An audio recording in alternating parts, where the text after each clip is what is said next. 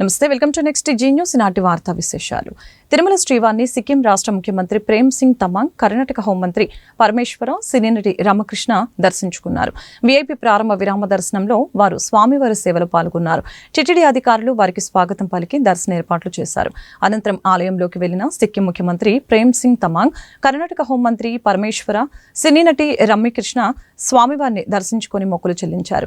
దర్శన అనంతరం రంగనాయకుల మండపంలో పండితులు ఆశీర్వచనం చేసి స్వామివారి తీర్థ ప్రసాదాలను అందజేశారు. ఈ రోజు ఉదయం 11 గంటలకు వెలగపూడి సచివాలయంలో ముఖ్యమంత్రి చంద్రబాబు నాయుడు అధ్యక్షతన ఆంధ్రప్రదేశ్ రాష్ట్ర మంత్రివర్గ సమావేశం జరగనుంది. ఈ సమావేశంలో పలు కీలక అంశాలపై మంత్రివర్గం చర్చించి నిర్ణయాలు తీసుకుంటుంది. ఈ భేటీలో ప్రధానంగా ఎంతో కాలంగా రాష్ట్రంలో మహిళలు ఎదురు చూస్తున్న ఉచిత బస్సు ప్రయాణ పథకంపై ఆమోదం తెలపనుంది. స్వాతంత్ర దినోత్సవం సందర్భంగా ఆగస్టు 15వ తేదీ నుంచి రాష్ట్రంలోని మహిళలందరికీ ఉచిత బస్సు సౌకర్యాన్ని కల్పించేందుకు ప్రభుత్వం ఇప్పటికే నిర్ణయం తీసుకుంది. దీనిపై ఇప్పటికే అధికారులు పూర్తిస్థాయి కసరత్తు పూర్తి చేశారు. అలాగే పలు సంస్థలకి భూ కేటాయింపులపై కూడా కేబినెట్ ఆమోదం తెలపనుంది. నాలా చట్ట సవరణకి సంబంధించి కేబినెట్ లో చర్చించి నిర్ణయం తీసుకుంటారు. కొత్త రేషన్ కార్డుల జారీ, నూతన బార్ పాలసీ అంశంపైన కేబినెట్ ఆమోదం తెలపనుంది. ప్రీ హోల్డ్ భూముల్లో జరిగిన అక్రమాలపై సబ్ కమిటీ నివేదికపై కేబినెట్లో చర్చించనున్నారు.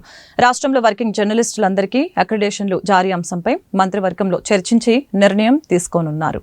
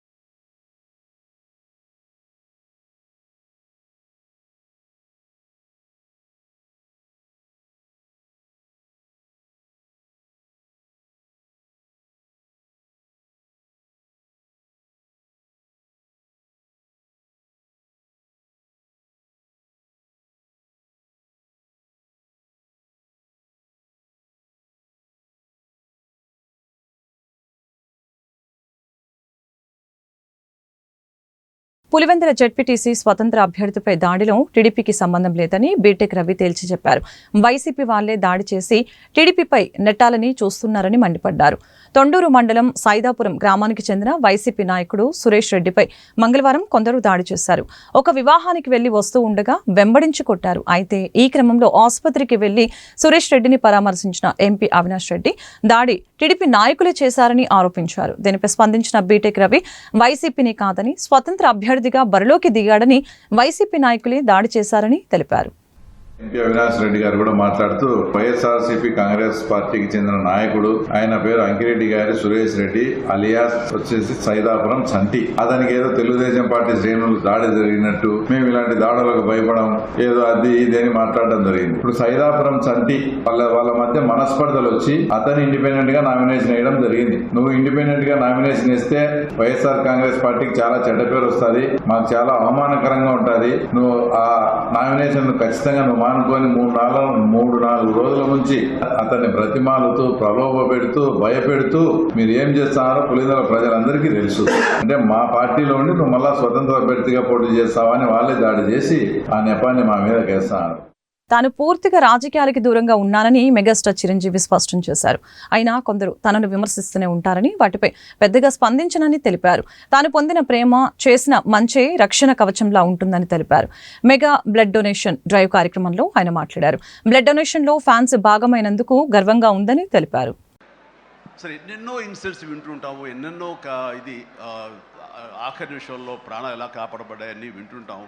కానీ ఈ మధ్య నాకు మనసుకి అత్యంత దగ్గరగా జరిగిన ఒక ఇన్సిడెంట్ మీతో షేర్ చేసుకోవాలనిపిస్తుంది అనమాట. ఎవరో ఒక పొలిటీషియన్, సరే ఎవరికైనా సరే నేను చాలా సాఫ్ట్ టార్గెట్, ఎవరైనా ఏదో మాట అనేసి ఏం పర్వాలేదు.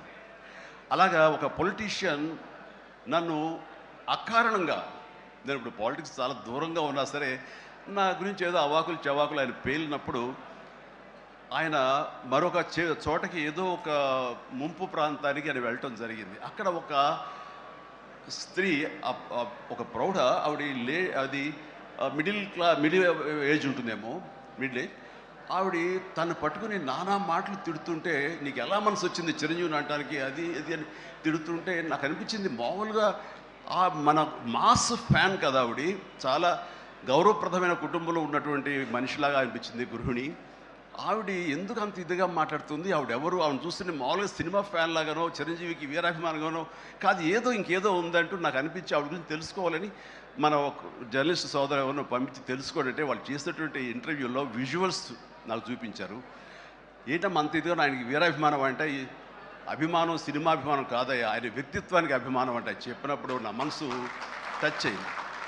ఏంటమ్మా అంత ఇదిగా ఏంటమ్మా ఆయన మీకు ఏమైనా సహాయం చేశాడు, ఏం చేస్తాడంటే సహాయం చేయటువంటి అయ్యా, నా బిడ్డ ప్రాణాలను కాపాడాడు అని అన్నప్పుడు, ఏ విధంగా ఏంటి అని అన్నప్పుడు, నా బిడ్డకి రాజమండ్రిలో దగ్గర ఒక పల్లెటూరిది, రాజమండ్రిలో కానీ కాకినాడలో కానీ నా బిడ్డకి ప్లేట్లెట్స్, డెంగ్యూ వచ్చేసి ప్లేట్లెట్స్ బాగా డౌన్ అయినప్పుడు వితిన్ అవర్స్ నా బిడ్డ కనుక ప్లేట్లెట్స్ సమయానికి అందకపోయి ఉంటే కనుక వాడు ఏమైపోయాడు, పాటిగా దూరం అయిపోయేవాడు. అంటే ఒక 8 ఏళ్ల బాలుని అబ్బాయిని పిలిచి పక్కన కూర్చోబెట్టుకుని ఆ తల్లి చెప్తుంది, మరి ఎవరో చెప్పారు చిరంజీవికి ఫోన్ చేయపోయావమ్మని. నేనేంటి చిరంజీవి ఫోన్ చేయటువంటి, ఎక్కడి నుంచి చేయగలను, ఆయన ఎక్కడో ఉంటాడు, ఎలా చేయాలి ఫోన్ అని తెలియని పరిస్థితుల్లో, లేదమ్మా బ్లడ్ బ్యాంక్ చేయి, వాళ్ళు ఖచ్చితంగా ఎత్తుతారు ఫోను, నీకు కాల్ సహాయం చేస్తారంటే, వాడు గంటల్లో కావాలి, అది ఎక్కడో ఉంది హైదరాబాద్లో, ఎలాగొస్తుందో అనుకున్నాను. కానీ అయినా సరే ఎక్కడో ఆశ చావక ఫోన్ చేయడం జరిగింది. ఫోన్ చేసిన తర్వాత అక్కడ స్పందించి అక్కడ సిబ్బంది వెంటనే రాజమండ్రి పరిసర ప్రాంతాల్లో ఉన్న అభిమానులు, ఆ బ్లడ్ గ్రూప్ ఎవరికైతే ఉందో అభిమానుల్ని వెంటనే పంపించేయడం ఏంటి, అవర్స్లో వాళ్ళు హాస్పిటల్కి, నీరెస్ట్ హాస్పిటల్కి వెళ్ళి బ్లడ్ ఇవ్వటం ఏంటి, దాని నుంచి ప్లేట్లెట్స్ వేరు చేయటువంటి, ఆ బిడ్డకి ఎక్కించడం ఏంటి, తెల్లారిసరికి ఆ బిడ్డ మళ్ళీ తిరిగి ఎంతో ప్రాణాలతో బతికాడు. ఇది ఈడనయ్యేవాడు. ఆయన కనుక సమయానికి చేయకపోయి ఉంటే నా బిడ్డ ఏమైపోయాడు. అలాంటి మనుషుల ఈ తుచ్చులు నీచులు కలిసిందని మాట్లాడతారు. వాడిని నాకు సరిపోలేదు, దగ్గరికి వెళ్ళి ఏమి చేసేదాన్ని అని చెప్పేసి అప్పుడు అంటుంటే చాలామంది అంటారు, ఎవరిని మిమ్మల్ని ఇలా అటాక్ చేస్తుంటారు సోషల్ మీడియాలో మాట్లాడుతుంటారు, మీరేం మాట్లాడరు ఏంటని. నాకు నేను చేసినటువంటి మంచి కార్యక్రమాలు, నేను పొందినటువంటి ప్రేమ, అభిమానం, ఇదే నాకు రక్షణ కవచం. నేను మాట్లాడక్కర్లా, నేను చేసుకున్న మంచి మాట్లాడుతున్నట్టు నేను అలాగే అంటుంటాను. ఇది సత్యం. ఆ తర్వాత మళ్ళీ ఆ సదరు రాజకీయ నాయకుడు మళ్ళీ ఎక్కడా మాట్లాడేది నాకైతే వినపడలేదు. అంటే వాళ్ళకు కూడా మనసు ఉంటుంది కదా, వాళ్ళకి ఒక అంతరాత్మ ఉంటుంది కదా, వాళ్ళకి తెలుసు. ఇంటికి వెళ్ళేసరికి ఆయన అంతరాత్మ చెప్పబోయిన ఇంట్లో వైఫ్ అని చెప్పుద్ది, ఏంటి చెప్పు నోరు అని. సో ఇట్లాగా ఇలా ఉంటుందన్నట్టు వాళ్ళ ఇది. సో మనం మాట్లాడక్కర్లేదు, మనం చేసుకుంటూ వెళ్ళిపోతూ ఉంటే కనుక ఎవరైతే ఇలాంటి రాతలు కానీ చేతలు కానీ మాటలు కానీ అంటారో వాళ్ళకి అదే సమాధానం. అందుకని నేను ఎప్పుడు దేనికి స్పందించను, అవసరం నాకు లేదు. మంచి చేసుకెళ్ళిపోవటమే, ఇలా మంచి చేసేటువంటి మాలాంటి తమ్ముళ్ళకి నేను సహాయంగా నేను ఉండటమే తప్ప ఇంకోటేం కాదు. రష్యా విషయంలో ఐరోపా దేశాలే కాదు అమెరికా కూడా ద్వంద్వ ప్రమాణాలు పాటిస్తున్నాయని బయటపడింది. మాస్కోతో వాణిజ్య సంబంధాలు కొనసాగించడంపై భారత్పై 25% సుంకాలు విధించడంతో సహా పెనాల్టీ వేస్తానంటూ బెదిరింపులకి పాల్పడుతున్న ట్రంప్ మాస్కో నుంచి అమెరికా దిగుమతులు కొనసాగించడంపై మాత్రం అమాయకత్వం ప్రదర్శించారు. రష్యా నుంచి చమురు కొనుగోలు చేసినందుకు తమపై సుంకాలు విధించిన అమెరికా మాస్కో నుంచి యురేనియం, రసాయన ఎరువులు ఎందుకు కొనుగోలు చేస్తుందని భారత్ నిలదీస్తోంది. అదే విషయం ట్రంప్ని మీడియా ప్రశ్నించగా ఆ విషయం తనకు తెలియదంటూ ఆయన దాటవేసే ధోరణి ప్రదర్శించారు. I don't know anything about it. I'd have to check, but we'll get back to you on that. Yeah, please. I don't know anything about it. I'd have to check, but we'll get back to you on that. Yeah, please. I don't know anything about it. I'd have to check, but we'll get back to you on that. Yeah, please. Betting apps వ్యవహారంలో enforcement directorate ED విచారణ ముమ్మరం చేసింది. ఈ కేసులో సినీ నటుడు విజయ్ దేవరకొండ బుధవారం ED కార్యాలయంలో విచారణకు హాజరయ్యారు. బెట్టింగ్ యాప్ల నుంచి తీసుకున్న పారితోషికం, కమిషన్లపై విజయ్ని ఈడీ అధికారులు ప్రశ్నిస్తున్నారు.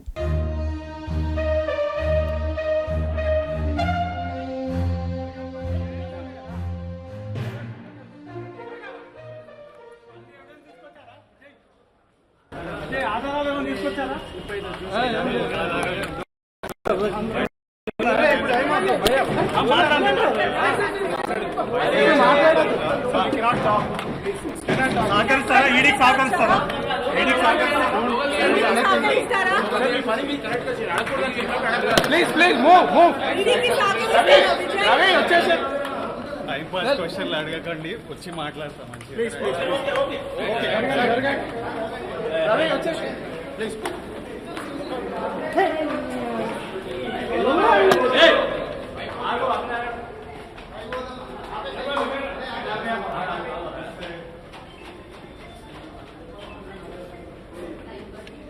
దేశవ్యాప్తంగా విమానాశ్రయాలకు ఉగ్ర ముప్పు పొంచి ఉందని నిఘా వర్గాలు హెచ్చరించాయి. ఉగ్రవాదులు, సంఘ వ్యతిరేక శక్తులు దాడులకి పాల్పడే ప్రమాదం ఉన్న నేపథ్యంలో అధికారులు అప్రమత్తమయ్యారు. అన్ని విమానాశ్రయాల్లో హై అలర్ట్ ప్రకటించారు. సెప్టెంబర్ 22 నుంచి అక్టోబర్ 2వ తేదీ మధ్య దాడులు జరిగే ప్రమాదం ఉందని నిఘా వర్గాలు హెచ్చరించాయి. ఈ మేరకు పౌర విమానయాన భద్రతా బ్యూరో అన్ని విమానాశ్రయాలకు అడ్వైజరీ జారీ చేసింది. తక్షణమే భద్రతని కట్టుదిట్టం చేయాలని ఆదేశించింది. రన్వేలు, హెలీప్యాడ్స్, ఫ్లయింగ్ స్కూల్స్, ట్రైనింగ్ ఇన్స్టిట్యూట్లలో భద్రత పెంచాలని పౌర విమానయాన భద్రతా బ్యూరో తెలిపింది.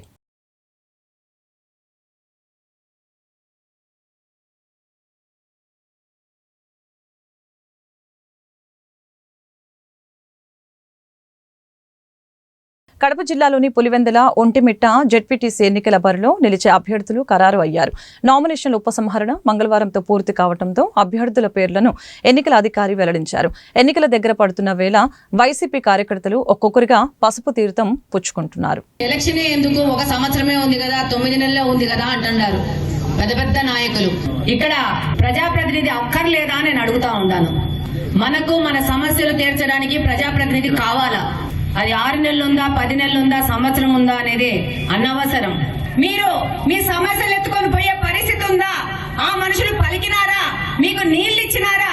మీ యొక్క అతిథి బండ నుంచి మీ డబ్బులు తిన్నారే గాని మీకేమన్నా సాయం చేసినారా అని చెప్పి ఇప్పుడు మీకు అవకాశం వచ్చింది. మీ ఓటేసి మీ యొక్క ఆలోచన, అభిప్రాయాన్ని తెలియజేసుకునే అవకాశం ఈసారి వచ్చింది. రాజకీయాలు అంటే అవసరాలు తీర్చేది. ఊరికి ఏదో మేము 4 మాటలు చెప్పి కూడా కాదు, 4 మంచి పనులు చేయాలి. కాబట్టి 4 మంచి పనులు చేసే ఈ ప్రభుత్వం అవసరమా? వాళ్ళ అవసరాలు తీర్చుకొని కట్టలు దాచిపెట్టుకుంటే వాళ్ళ అవసరమా? పెద్దలు రాజపల్లి ప్రసాద్ రెడ్డి చెప్తున్నాడు, మేము ఎందుకు పోలీసులను అడ్డపెట్టండి. మీరు మీ దరిద్రానికి మన ఎలక్షన్ లో ఈ ఊళ్ళో ఒక ఎంపీటీసీ అభ్యర్థి పోటీ చేసినాడు నువ్వు చెప్పాలా? ఎంపీటీసీ చేయలే, సర్పంచులు చేయలే, వార్డు మెంబర్లు కూడా పోటీ చేయలే. మీరు చేసిన తప్పును కప్పిపెట్టేది ఒప్పు అనేది. మేము ఒప్పు చెప్పే వాళ్ళను, ఒప్పు మంచి చేసే వాళ్ళని తప్పు అనేది. కాబట్టి ఇది పోలే కదా. రేపు మళ్ళీ మంగళవారం నాడు మీరందరూ లతమ్మకు మేము ఓట్లేస్తాం అని గట్టిగా అందరికి చెప్తేనే మాకు ఆ నమ్మకం. నేను పక్క ఎల్బీ నగర్ నుంచి పోటీ చేస్తే మంత్రి పదవి వచ్చేదని, కానీ నియోజకవర్గ ప్రజల కోసమే మునుగోడు నుంచి పోటీ చేసినట్లు కాంగ్రెస్ ఎమ్మెల్యే కోమటిరెడ్డి రాజగోపాల్ రెడ్డి తెలిపారు. తనకి పదవి వస్తే అది ప్రజలకే ఉపయోగపడుతుందని, అందరిలా పైరవీలు చేస్తూ దోచుకునేవాడిని కాదని వ్యాఖ్యానించారు. మా ఇద్దరికి కొన్ని సిద్ధాంతాలు ఉన్నాయి. ఎవరో ఈ మధ్యలో మాట్లాడుతున్నారు, నేనేదైనా మాట్లాడితే మంత్రి పదవి రాలేదని మాట్లాడుతున్నారు. అది మంత్రి కావాలంటే ఎల్బీ నగర్ పోటీ చేసుకుని మంత్రి ఇస్తామని చెప్పిర్రు. నాకు వద్దని, నాకు మునుగోడు ప్రజలు కావాలని నేను ఇక్కడికి వచ్చిన. నన్ను ఎవరన్నా నీకేం కావాలి, మంత్రి పదవి కావాలన్నా, మునుగోడు ప్రజలు కావాలన్నా, మునుగోడు ప్రజలు అభివృద్ధి కావాలన్నా అంటే నేను మునుగోడు ప్రజలు కావాలి, అభివృద్ధి కావాలంట. అందులో అనుమానం లేదు. పదవిలో వెనకాల పాపులాడాల్సిన అవసరం నాకు లేదు. నాలాంటి మనిషికి అదృష్టం ఉంటే, నాలాంటి పదవి వస్తే, ఇంతకంటే పెద్ద పదవి వస్తే అది ప్రజలకే ఉపయోగపడుతుంది, ప్రజలకు లాభం అవుతుంది. కానీ నేను అందరిలాగా పదవులలోకి పోయి పైరవులు చేసి దోచుకునేటోళ్ళు అయితే కాదు. ఎవరికి కావాలి పెద్ద పెద్ద పదవులు? పదవులు అడ్డం పెట్టుకొని రాజకీయాలకు వచ్చి, రాజకీయాలు అడ్డం పెట్టుకొని పదవులకు వచ్చి వేల కోట్లు దోచుకునేటానికి వారికి పదవులు కావాలి. రాజగోపాల్ రెడ్డికి ప్రజలు కావాలి, రాజగోపాల్ రెడ్డికి ప్రజల అభివృద్ధి కావాలి, సంక్షేమం కావాలి. నేను మళ్ళీ చెప్తున్నా, ఈరోజు నేను కావాలనుకుంటే మంత్రి అయ్యేవాడిని, కానీ నా స్వార్థం కోసం అని చెప్పేసి, నేను పదవి కోసం అని చెప్పి నేను పోలే. నేను మళ్ళీ ప్రజల కోసమే, మళ్ళీ పార్టీ మారి కాంగ్రెస్లోకి వచ్చి, మీరు ఇస్తానని హామీ ఇచ్చిండ్రు, ఇస్తారా ఇవ్వరా అది మీ ఇష్టం. అవకాశం వస్తే ఎప్పుడన్నా, నేను కూడా సీనియర్ని కాబట్టి, తెలంగాణ ఉద్యమంలో ఉన్నా కాబట్టి, నాకంటే జూనియర్లకు నిన్నమని వచ్చిన ఇతర పార్టీ వాళ్ళందరికి ఇచ్చారు కాబట్టి, మీరు ఇచ్చిన మాట నిలబెట్టుకుంటే, మీరు ఎంపీ గెలిపియమంటే గెలిపించినాం, పార్టీలకు రమ్మంటే మేము నమ్ముకొని వచ్చినాం. ఇస్తారా ఇయ్యరా అది మీ ఇష్టం. కానీ నేను మాత్రం పదవుల కోసం ఎవరింటికి పోయి కాలు మొక్కి మనసు చంపుకొని దిగజారడం మాత్రం జరగదు. నేను బతుకున్నాగా ప్రజలున్నారు నా ఎమ్మడి. నాకు కావాల్సింది ప్రజలు, వాళ్ళ బాగోగులు, ఈ నియోజకవర్గ అభివృద్ధి. ఒకవేళ ఏదన్నా నాకు ఏదైనా మంచి జరిగితే వాళ్ళకి మంచి జరుగుతుంది, లేదంటే వాళ్ళ మధ్యనే ఉంటా, వాళ్ళ కోసం పనిచేస్తా, వాళ్ళ కష్టసుఖాల్లో పాలు పంచుకుంటా, వాళ్ళ కోసం ఎంత దూరం అన్న పోతా, ఎంత పోరాటమైనా చేస్తా, అవసరమైతే మళ్ళీ త్యాగం చేసి పోయినసారి ప్రభుత్వాన్ని మీ కాళ్ళ తీసుకురాలే, తీసుకొచ్చినా కదా. నేను రాజీనామా చేస్తే మొత్తం టీఆర్ఎస్ ప్రభుత్వం 100 మంది ఎమ్మెల్యేలు మునుగోడు ప్రజల కాళ్ళకాడికి రాలేదా? అవసరమైతే అంత దూరం కూడా పోతా. నేనైతే భయపడా, మీ అందరికి మాటిస్తున్నా. మళ్ళా నేను ఏదైనా మంచి పని చేస్తే మీకోసం చేస్తే తప్పితే త్యాగమైన పోరాటమైన మీరు తలదించుకునే పని నా ప్రాణం పోయినా చెయ్య. భారత్ ఎగుమతులపై సుంకాలను భారీగా పెంచుతామన్న అమెరికా అధ్యక్షుడు ట్రంప్ హెచ్చరికపై ఆయన సొంత పార్టీలోనే విమర్శలు వ్యక్తమవుతున్నాయి. ఈ చర్య భారతదేశంతో కీలక వ్యూహాత్మక భాగస్వామ్యాన్ని దెబ్బతీస్తుందని రిపబ్లికన్ నేత నిక్కీ హేలీ హెచ్చరించారు. ఓవైపు చైనాకు సుంకాల సడలింపు ఇస్తూ, మరొక వైపు భారతదేశంతో ఉన్న మంచి సంబంధాలని బూడిద చేయవద్దని ట్రంప్ను కోరారు. రష్యా, ఇరాన్ల నుంచి చైనానే చమురును పెద్ద మొత్తంలో కొనుగోలు చేస్తుందని, ఆయన బీజింగ్కి సుంకాల నుంచి 90 రోజుల సడలింపు ఇచ్చారని నిక్కీ హేలీ పోస్టు చేశారు. శత్రు దేశమైన చైనాతో కఠినంగా వ్యవహరించాలని, భారత్తో కాదని ఆమె ట్రంప్నకు సూచించారు. భారత్ అమెరికాకు తక్కువ వ్యాపారం ఇస్తుందని, రష్యా నుంచి భారీగా చమురు కొంటూ ఉక్రెయిన్పై యుద్ధాన్ని ప్రోత్సహిస్తుందని ట్రంప్ ఆరోపిస్తున్నారు. అందుకే ఇప్పటికే ప్రకటించిన 25% సుంకాలను 24 గంటల్లో మరింత భారీగా పెంచుతామని ట్రంప్ తెలిపారు. రాజగోపాల్ రెడ్డికి మంత్రి పదవి ఇప్పించే స్థాయిలో ఉన్నానా నేను అని ఆయన సోదరుడు మంత్రి కోమటిరెడ్డి వెంకటరెడ్డి అన్నారు. ఢిల్లీలో కేంద్ర మంత్రి నితిన్ గడ్కరీని కలిసిన అనంతరం ఆయన మీడియాతో మాట్లాడారు. మంత్రి పదవిపై రాజగోపాల్ రెడ్డి చేసిన వ్యాఖ్యలపై విలేకరులు ప్రశ్నించగా కోమటిరెడ్డి స్పందించారు. తన సోదరుడికి కాంగ్రెస్ అధిష్టానం ఏం హామీ ఇచ్చిందో తనకు తెలియదని అన్నారు. కీలక మంత్రిత్వ శాఖలు నిర్వహిస్తున్నటువంటి మీరు కేంద్రం నుంచి నిధులు తీసుకురావడం రాష్ట్రంలో కూడా బాగా చేస్తున్నారు సార్. కానీ మీ సోదరుడికి కూడా మంత్రి పదవి ఇస్తే ఇంకా మరింత బాగుంటుంది, నేను ప్రజల కోసం పనిచేస్తానని చెప్పి పదే తన ఆవేదన వ్యక్తం చేస్తున్నారు.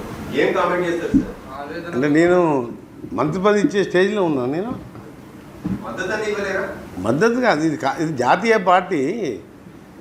పార్టీలో కొన్ని సిస్టమ్, దాని ప్రకారం పార్టీ అగ్రనాయకత్వం నిర్ణయం తీసుకుంటుంది. సీఎం గారిని అభిప్రాయాలు తీసుకుంటారు. ముఖ్యమంత్రిగా సీఎం గారు మంత్రివర్గాన్ని నియమించే అవకాశం కేంద్ర జాతీయ పార్టీ కాబట్టి ఇక్కడ వాళ్ళ పర్మిషన్తో ఆయన చేయడం జరుగుతుంది.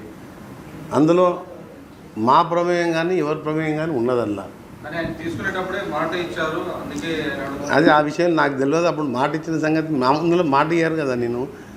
నేను ఇప్పుడు వాళ్ళు మాట ఇచ్చి ఇస్తే సంతోషమే, ఇస్తే సంతోషపడతాం. కానీ కేంద్రంలో అల్టిమేట్గా హైకమాండ్ సీఎం గారు కూర్చొని నిర్ణయించే అంశాన్ని నన్ను అడగడం కూడా మీరు తప్పు.